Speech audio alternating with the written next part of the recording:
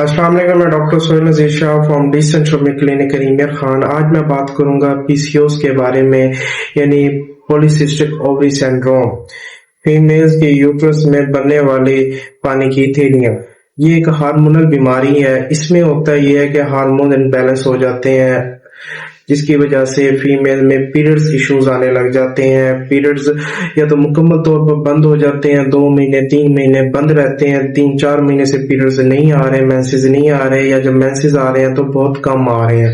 اس کے ساتھ جو ہے ویٹ بڑھنے لگ جاتا ہے، وزن بڑھنے لگ جاتا ہے، موڈ سوئنگز ہونے لگ جاتے ہیں، مطلب غصہ چڑچڑاپن آنے لگ جاتا ہے، یا پھر فیس پہ جو ہے ہیئر گروتھ ہونے لگ جاتی ہے۔